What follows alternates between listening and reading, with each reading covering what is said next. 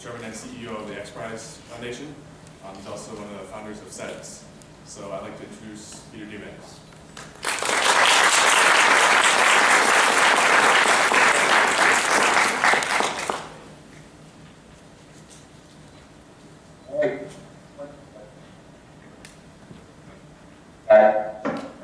There we go.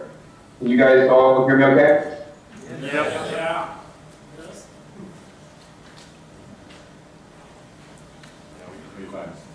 All right, I just muted my speaker, so if you guys can still hear me okay, nod your head one more time.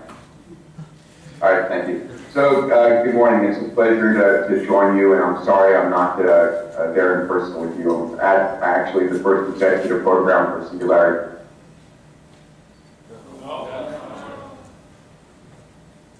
Remarks, and then ask you to engage with me in a conversation. A little bit about what I'm up to these days that relate to SEDS, and going back when I started SEDS back in, God, it's 1980, 81. It's been a couple of centuries ago. SEDS for me was always the mechanism to meet people and to get a vision of the future that I wanted to see and make happen. And the fact of the matter is that the future that we want to see in space is ours to make. There is no guarantees, and there's no reasons why we can't make sort of the vision that we want happen. It's been slow over the last 20, 30 years. There's been a number of great events, but we really haven't seen the pace that we could. And I think we are just around the corner from us some incredible opportunities and incredible possibilities. What's going on that is relevant to opening up and making space really a vibrant from an exploration standpoint? I would say that there are a number of things going on that are worth noting. Number one, there is a lot more wealth in the world. There's over 1,000 billionaires, many of which got excited early on in their lives by Apollo, and whether it's someone like Jeff Bezos or someone like Richard Branson. So there's enough capital in the hands of a single individual to go and do great things. The government is an important partner in this, but at the end of the day, really doing amazing breakthroughs require tremendous risks. Flying one way to Mars or trying a new system that's never been tried before. And you need to recognize what are those things that a government can do, and what are those things that entrepreneurs and young companies can do. And it's important really to try and differentiate, understand the differences between those two. The second thing that's going on is the huge exponential growth of technology. It's what myself and Ray Kurzweil built Singularity University around, and I'll speak to SU in a few moments. Bob Richardson may have mentioned it to you yesterday when he was there. But SU is built around the notion that you can recognize nanotech, AI, robotics, computer network systems, human-machine interface, all as exponentially growing technologies. That means that, in the late 50s, it took literally a workforce of tens of thousands to hundreds of thousands to build something like the X-15 in total. And in the year 2000, it takes a workforce of about 25 people to build something like Spaceship One. Things do not remain steady, and your ability to command resources, whether it's computational resources or material resources, changes dramatically. So what else is going on right now? Well, the news yesterday is a big deal. It's probably, for me, the detection of significant quantities of water on the south pole of the moon, which has been theorized for decades now, is probably the most significant news for opening up the space frontier I've heard in a long time. It's, what is significant, I wrote a blog post for the Huffington Post yesterday, saying that what we've just done is identified the most valuable real estate in the solar system. And if you think of the south pole of the moon as sort of the Saudi oil fields of the solar system, the fact that you've got that, what we now know to be some significant quantities of water, probably, I don't know if it is our venture to guess by percentage, but, it may well be billions of tons of water. And that water in permanently shadowed craters is proximate to what scientists call the peaks of eternal light, meaning that those peaks on the South Pole that are tangential to the rays of the sun are able to be lit permanently, even as the moon rotates once every 28 Earth days. The notion that you can generate constant solar power right there and use that to break up the ice into water hydrogen means you've got refueling stations. So I hope that this will spark a fun sort of land rush, whether it's a race between governments or a race between companies or between companies and governments. Nothing sparks people faster and further than a good competition. So whenever you identify something of specifically high value, that can jar people into action.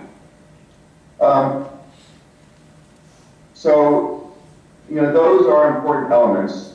What I'm focused on these days, the X Prize in particular is of focus for me. We've got the Google Lunar X Prize, which I think of its teams competing for GeoXP as the prospectors, the folks building the picks and shovels to go and try and capitalize on the moon, or to go and explore and find out where the water ice is or what other volatiles might be at the lunar surface, hydrocarbons perhaps as well from cometary impacts.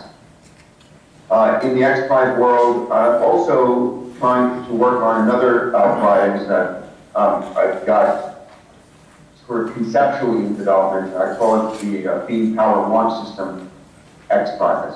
The notion there is that the launch vehicles that we've been building haven't changed since Chinese rocketry 2,000 years ago. You basically have a tube with some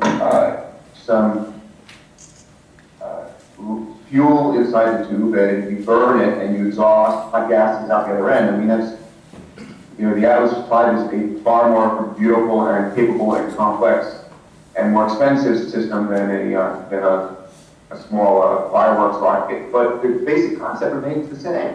So how do we change in the near term our ability to increase efficiency and therefore the cost of rocketry so that you and I can both go into space on our own? So one of the ideas that a gentleman who's up here at Ames, Kevin Parkins, wrote about, and another fellow up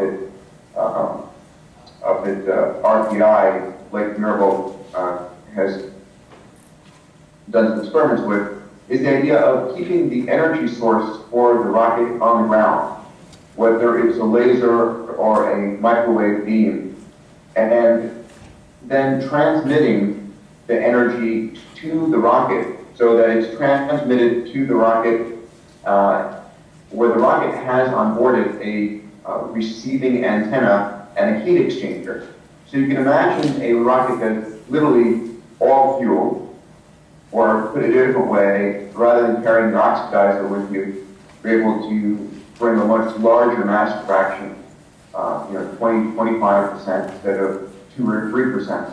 And the energy is transmitted from the ground up to the vehicle, and you're able to get ISPs as high as 800, 900, even 1,000, depending on the material, and much higher energy density, so that you can bring the price of space flight down even further than the Falcon series by a factor of 10 or 20.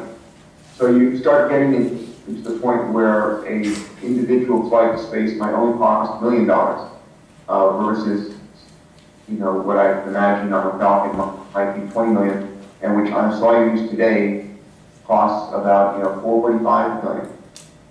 The great thing about a beam energy launch system is it's well within current technology. You don't have to invent anything. So I'm looking at the idea of an exercise that might demonstrate that on a small scale, launched 10 kilograms to 30 kilometer altitude for using a beam powered system.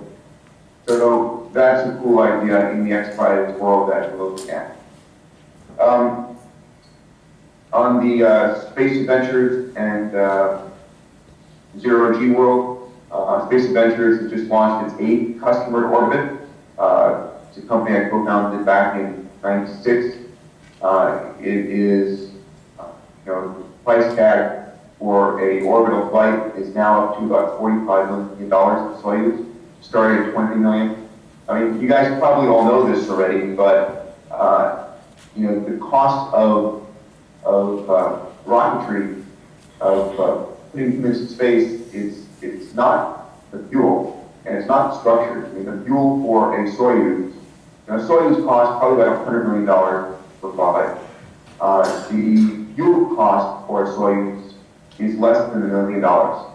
If you calculate the total cost of the LOX and the kerosene, or the hydrocarbon there, it's less than $1 million, about another $500,000. So, the cost of fuel for these vehicles is at 0.5% to 1% of the cost of launch. It's labor. Labor is the most expensive part. So, being able to reuse these vehicles is critically important. And being able to make them extraordinarily simple is very important. So, if the cost of Russian labor has gone up, if the economy has improved, the cost of flying to space in the Soyuz has gone up. And that's just a tidbit I think you might. Zero G, we are really excited about growing the Zero G business. It's not been, with this. We've flown about 10,000 people into Zero G so far over the last 5 years. My goal is to fly 2,000 a year. We won the NASA business 2 years ago, and we're working on trying to increase the types of individuals that we can fly into Zero G. We, through Northrop Grumman Corporation, with a partnership where we're flying teachers, high school teachers into Zero G. Every year we've done about a few hundred teachers through this Northrop Grumman program. We are working on programs that might fly middle school and high school students. And what we are excited about actually is following on the work that we did with Stephen Hawking, where we flew a disabled individual. And we're trying to design a program right now that would fly disabled kids into space. Imagine children with disabilities with a wheelchair bound being able to go and fly like Superman and experience that. That would be really transformative. Rocket Racing League, that I serve as chairman, has been going great. We now are working with folks at Armadillo, John Carmack, to build propulsion systems for that vehicle, and we're building our third rocket racer. Stay tuned for demonstration flights and demonstration races starting in probably March 2000 timeframe. But our vision there is to really create the Formula One or NASCAR of rocketry of the future, sort of a mixture of pod racing and NASCAR. We saw recently the winning of the Northrop Grumman Lunar Lander XPRIZE Challenge by Dave Maston and his team. A really compelling race between the two companies.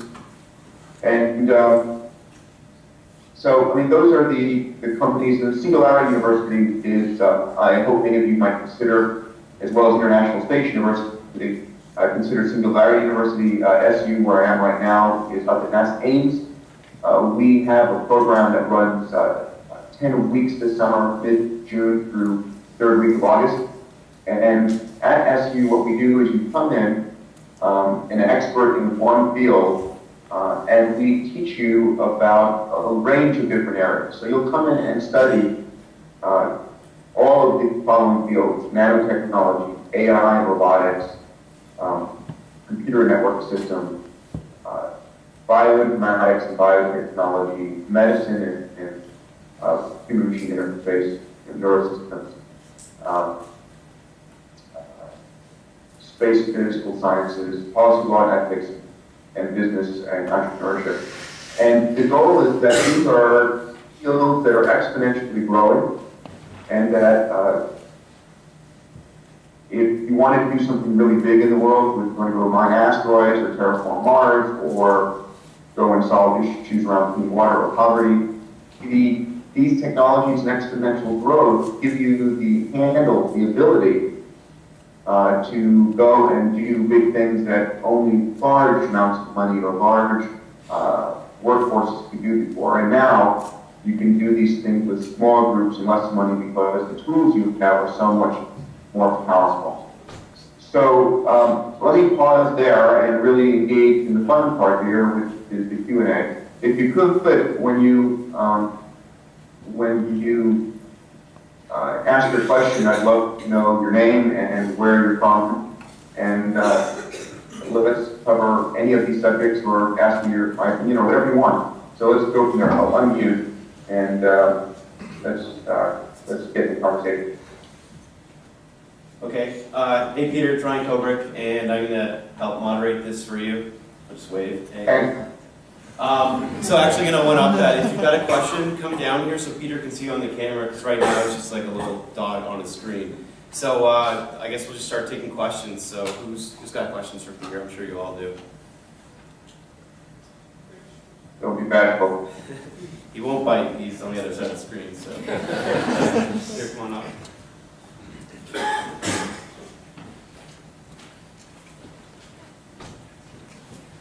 you guys want to just line up if you have questions, that'd be easy as well. Hey Peter, this is James Pura with Space for Deer Foundation. My question was, I follow the Rocket Racing League and what you do with all your startups pretty thoroughly, and I was wondering what the time frame was for the Rocket Racing League, and when we're actually going to start seeing flights and Sure. like exhibitions. Great, James. Pleasure to meet you. So with rocket racing, I'll tell you exactly where we are. We just raised a round of finance of about $1 million, and we have our aircraft manufacturing company called Velocity, which is based near Sebastian, Florida, near Orlando. And it builds the Velocity aircraft, which is a similar Delta wing airplane, typically with a pusher propeller. And we've taken the pusher prop off of that and put on the rocket engine. We're using an engine that burns LOX and alcohol that's built by Armadillo. We may eventually qualify a second engine manufacturer, and we've had done some work with export, which did a very nice job as well. Armadillo engine for us is a little bit simpler, and is at a price point that really works well. We have also gotten a super high-end helmet-mounted heads-up system, and that's been finished. This projects on the visor of the pilot, projects the rings that you're flying through. So what we are planning to do is 2010 is our exhibition year. We're going to be demonstrating these vehicles. We'll have probably by March 3, the rocket racing vehicles that we're going to start taking around to different venues around the United States and flying these rocket racing vehicles in competition against each other and learning what makes a great race. That's the big question right now. What makes it really compelling for television? On Red Bull right now is one pilot in 90-second flight against the clock. Is that what we want to do? Do we want to make 3 minutes, 10 minutes? Do we want to, is it 2 vehicles against each other? Is it multiple vehicles against each other? What's going to make it a really compelling race that the public can follow easily on TV and makes for great television? It's really, really important that this makes for great TV. These vehicles are absolutely stunning. Loud, beautiful, fun, and one of the things that we do, because a Fox alcohol flame burns clear blue, we actually inject various, essentially ions into it, to inject seawater, sodium chloride, and the sodium will turn it a color, or we'll add barium or strontium, or a different salt, and you get flame coming out blue, green, red, so you can follow your favorite vehicle on what's going on. So, stay tuned for 2010 exhibition, other as a competition here. Hi Peter, this is Ben Corbin from MIT. I know with the Rocket Racing League, you had been in talks developing an Xbox game for the Rocket Racing League. I was wondering if you knew anything about future gaming consoles that would be coming out, because if we're trying to develop the latest and greatest, if there was anything on the horizon that you knew of. Sure. So stay tuned for an iPhone game that will come out very shortly. I'm just looking at the beta version right now. And then gaming is a very important part. We are, plan to have a massive multiplayer game that will be coming out at or near the time that we start TV coverage for it. And the gaming is an important part, but besides being able to just go and play online against your others, go and beat some races and develop the most beautiful kick-ass X racer that you can. By the way, we also have X racing is our mostly all we have, and we'll probably end up calling these guys X racers. We'll also enable real-time racing against vehicles, so that at home you're sitting in front of your game console and you fly the exact same course that the real rocket racer is flying at the exact same time, so you can win. And eventually you might actually fly and live against virtual vehicles or the prize money that some 12-year-old who flies the vehicle better on a virtual race. Oh. You have to make them come down line or going to be back one time. That way. Hi, Peter. This is Jacob Gold from SEDS UCF. My question was, in your vision of commercial space exploration, how do you think, or do you think that commercial companies will have the resources in order to have large-scale missions, such as the colonization of Mars? Because, at least when I think about it, I don't see a financial reason for them to do that, which is why, I think it's still, you need an international effort to do that. How do you feel that the commercial market will deal with such a problem? Great.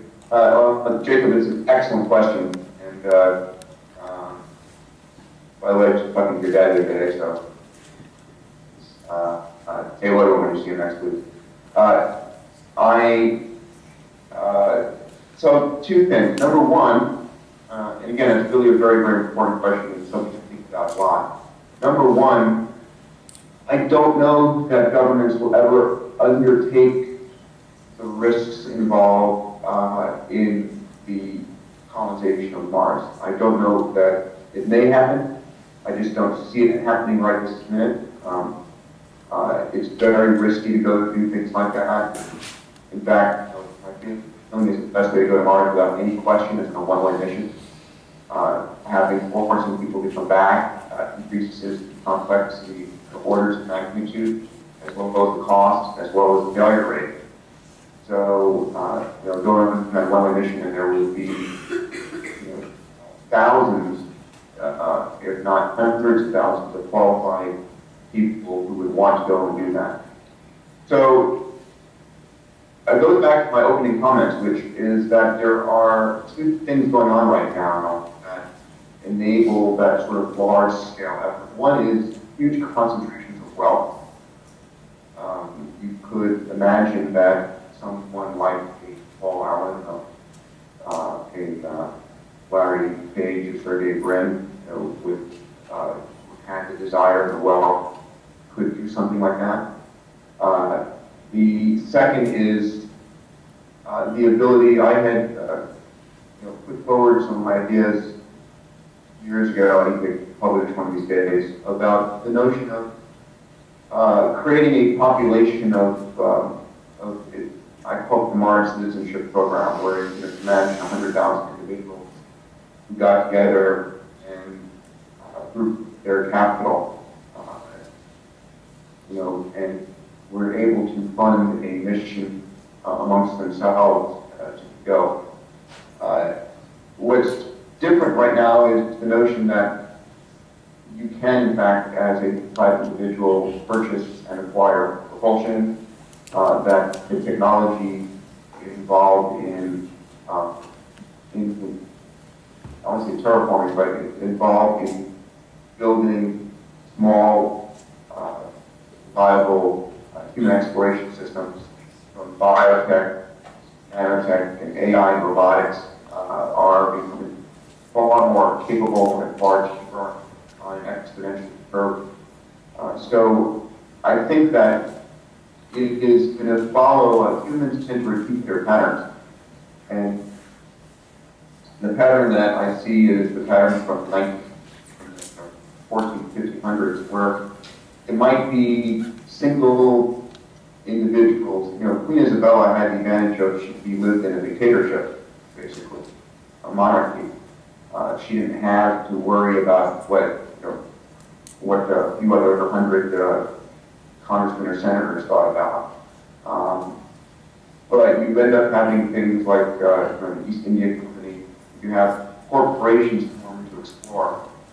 So if we can do our job and bring down the price of space flight by another order of magnitude or more, you'll have companies that will start. You'll have local individuals who've got plenty of money, but are tired and waiting for someone else to do it, and are willing to invest large amounts of capital. One of the other things that I see as very extraordinarily valuable is future asteroid mining. The notion that an average half-kilometer asteroid is something order of $20 to $30 trillion for platinum group metals is very, very compelling. If you think about some of the extraordinary things that we humans have done, there are four basic things that drive humans forward, that cause us to do extraordinary things and drive breakthroughs. Fear is one. In the Apollo, which was absolutely, completely, and totally impossible until they did it.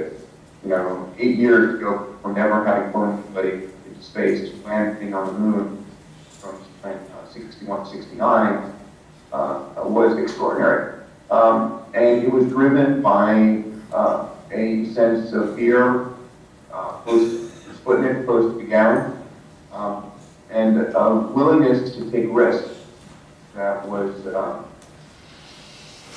drove that. Curiosity is another major driver, but curiosity is far weaker than fear as a driver for doing great things. You can actually measure the ratio of fear to curiosity as a driver by the ratio of the defense budget to the science budget. And then there is wealth, which is very important. Wealth, if you think about the deep sea oil pipelines that we have built over the years to take oil out of the North Sea, imagine being able to say you're in Scandinavia, you're building ships, say we're going to build a giant oil platform and move it out into the North Sea with the roughest oceans around, and we're going to then plummet, until miles down through the water, down into into the crust of the earth. I mean, it's audacious to think that you would do those. But driven by that huge amount of wealth, humans do extraordinarily complex things in a very audacious fashion. And the other final driver is significance. A person's desire to be significant, to leave a legacy. And that's where you might see multiple, billionaires saying they're not doing it for profit, they're doing it because they want to leave a legacy. It's critical. One of the things I talk about with Elon Musk about is get the human race off planet in the sense that it's have a moral obligation. Elon calls it back biosphere. I think it's a very term. But the notion that during our lifetimes we now have the ability as a species to back it up the software and hardware of this planet. If you think about an amoeba bud in it, back from your 8th grade biology class, the amoeba basically duplicates its DNA and it pinches off cytoplasm, the DNA cytoplasm, go and repeat the cycle of life.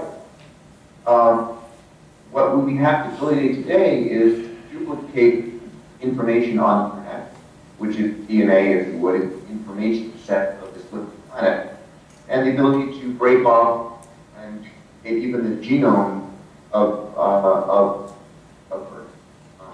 We have the ability, one of the enterprises, Dark Hunt enterprise, to sequence 100 human genomes in 10 days.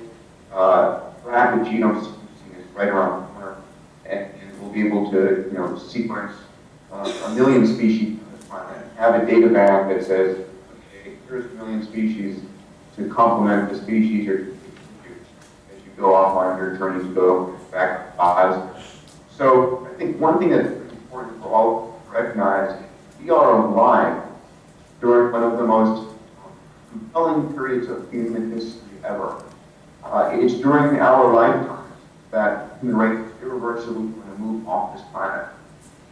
We are people will back thousands of years from now, millions of years from now, and see these next few decades as that moment of transformation.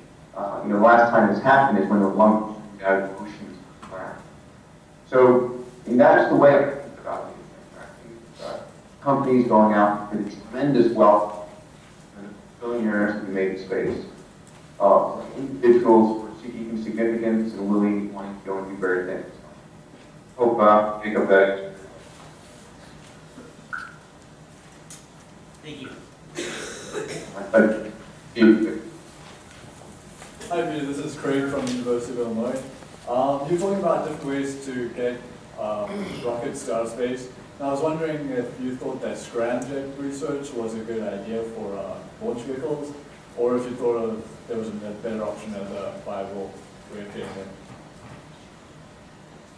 Pleasure to meet you. And so I guess I know that scramjets have been thought about, theorized about, played with for decades, and I don't know enough to give you a critical analysis. What I guess my thinking is that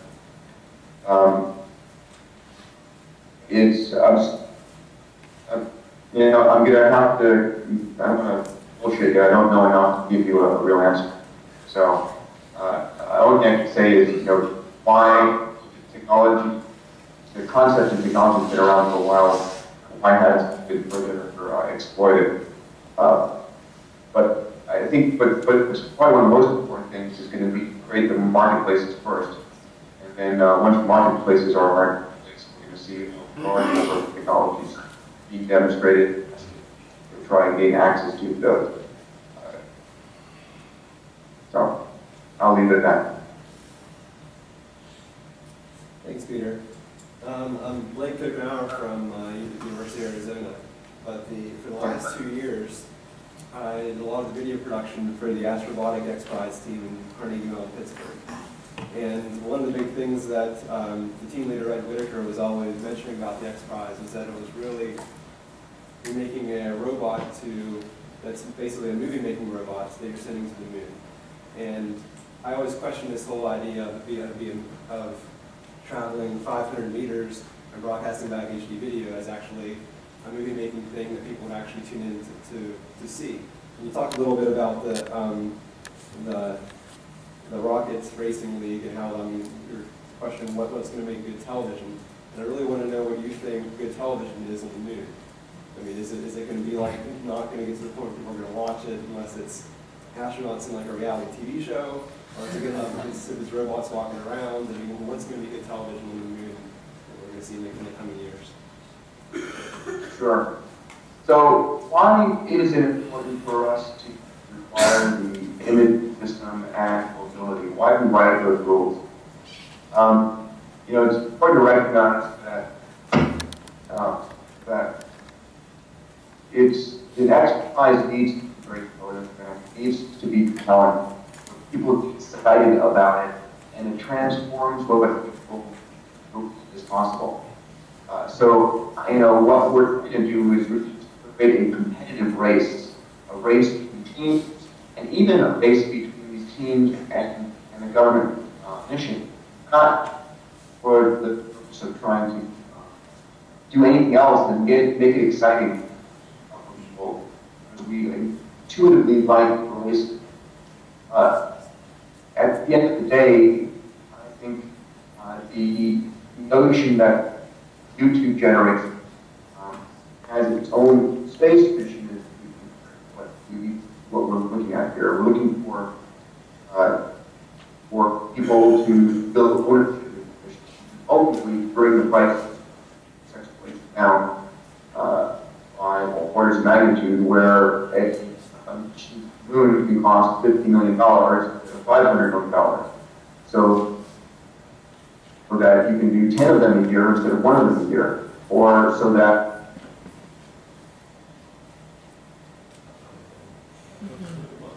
1 second, Peter. I think we're skipping a little, if you can hear me.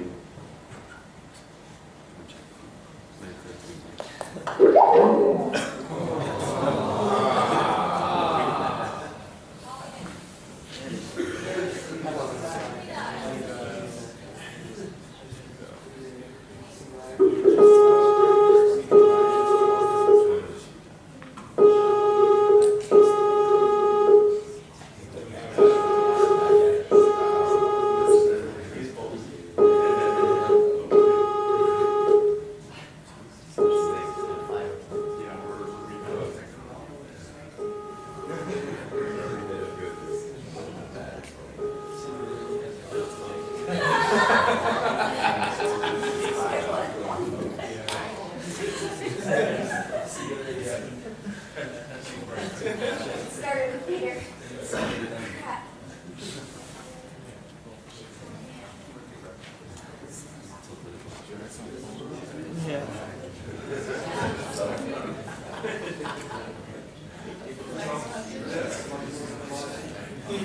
You're making them all fly. Yeah, I know.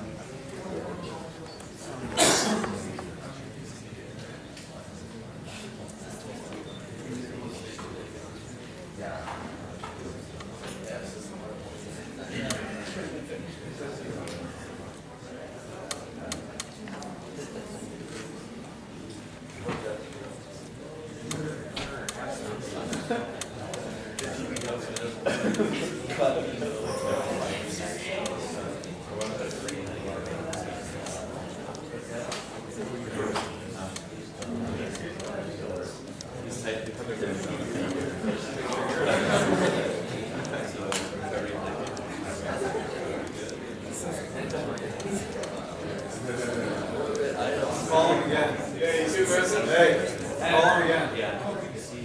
He's on the phone.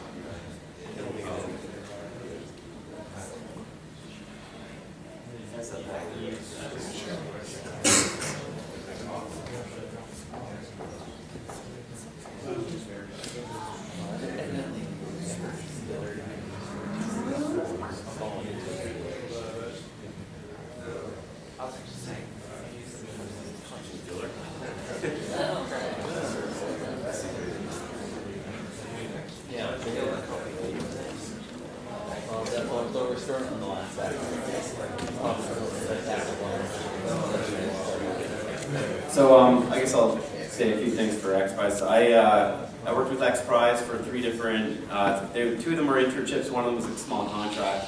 And I got involved with the XPRIZE in 2003 when I was at the International Space University.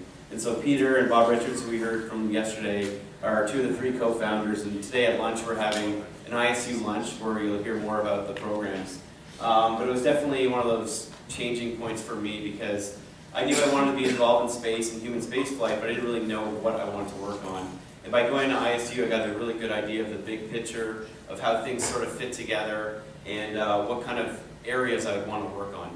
And so when I got there, I had heard about the XPRIZE and the conference I was helping out with in Kingston, Ontario. Before that, held the Canadian Student Summit on Aerospace. And at that time, we had Brian Feeney come, who was one of the XPRIZE teams. And so it was the first time I ever heard about the XPRIZE. And so that was only a few months before going out to ISU. And when I found out that Peter was, also the founder of ISU, I didn't have that connection yet. I went up to him when he came to visit the school, and I'm like, I want to intern with you guys in XPRIZE. So definitely a big changing point for me, and a really good experience. Peter's a really good boss and friend, and then I went back the next year in 2004 to help with the launches in the summer, and then 2006 I did a small contract with XPRIZE in the Air Force Research Lab. So now that Peter's back, I'll shut up and move to the next question. So I hope I answered the last question before I drop the rest of it. Hi. Good morning, Peter. Jeremy Clammer from the University of Colorado. Question is, what gets you out of bed in the morning? That's a short question. Long question. I know you're doing well and very successful in what you do, but how do you get up and keep doing these crazy things every day? I mean, it's different than the rocket questions. I'd like to know. Yeah, no, it's a good question, and I respect it. I'm happy to answer it. I guess the closest thing I could say is I'm on a mission, and I've had this mission all my life. Since I was probably 9, I got inspired by Apollo early on, and SEDS really changed my life. And I learned everything I use in every single company in SEDS, and I view it as one of the most important training tools, and I wanted, hey, let's use this question to inspire as future leaders and share my experience. So I got MIT, my first year, and I expected there to be a space organization there. I had been sort of a space advocate, and I got, I was kind of pissed that stuff was not moving faster in space, even when I was in high school. And I ended up, when I got to MIT, there was nobody doing it. There was no space organization, there was no National Space Institute or SAS, or the Space Club. So I decided I'd start one. And I postered MIT, and was thinking of all kinds of different names. Students for Exploration Development Space was one that I sort of brainstormed, and I got 30 people to show up at the first meeting, including Eric Wexler, who then go on to write. Great. And I proposed the idea that space was our future as students, and I wanted to become proactive in that future versus passive. And we started a chapter, and I felt the energy of that moment of starting it, and I had this thought that, wow, maybe there could be chapters of this in other universities. I ended up going back. I called a friend of mine at Princeton, another friend of mine at Yale, and got them to start chapters there, and then wrote some arts and letters to what was then Astronomy, Analog, and Omni magazine, and they published it. And a month later, I had letters coming in from students at universities around the country, eventually around the world. Bob Richard is roving to Canada and said, hey, let's make SEDS international. And I met Todd, Paul, and Bob, that letter actually, effort, and was later on to go on to start International Space University with him. So I guess there was a success early in my life, and then, you know, I think the most important thing you guys have to recognize is that literally anything is possible. There are no real impossibilities. Every problem can be solved, and every challenge, you know, every vision can be done. The difficulty is, you know, how do you get there, and the patience. So, one of the disconnects that people normally have is they give up early. So Zero G, for example, I started Zero Gravity Corporation in 1993, and we did our first commercial flight in 2011 years. Get that startup going, 11 years. And I guarantee you, I had so many people along the way telling me to give up, the waste of time, money, and all that. And you know, it was not an easy venture, but I was doing it for myself, my heart and hearts. You know, X Prize 2004 was its year endeavor. Doing stuff in space is really hard. You know, you may luck out, but it's what you do. What you need to do is just be committed to it, know that you're going to do it, and to try and do things in an incremental fashion, because going off and saying, well, I'm going to go to my asteroid, well, you're right. I mean, that is a hard thing to do. So how do you build your way to get there? Another one of my sort of new additions to laws are the ratio of something to nothing. Meaning doing something compared to doing nothing is extraordinarily game changer. So when Todd and Bob and I started International Space University, you know, our vision was for a permanent university off planet. Humanity expands to the cosmos.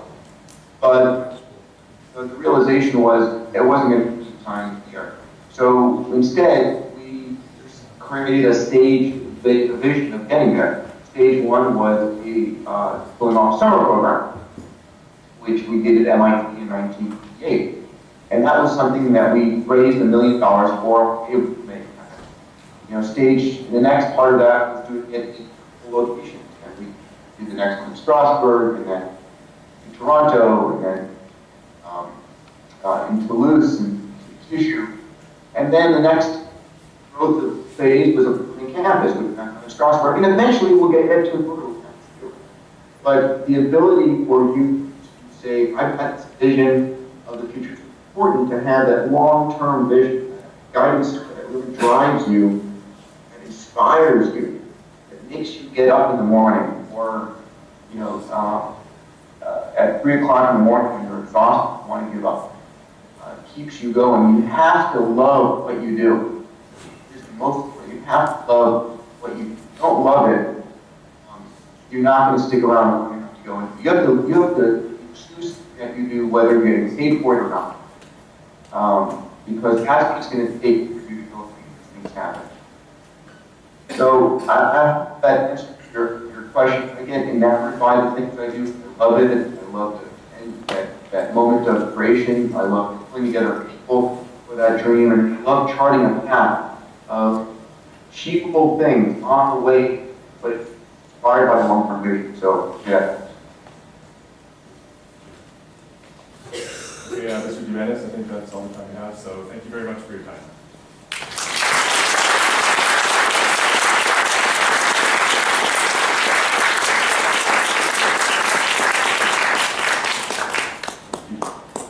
Big conference.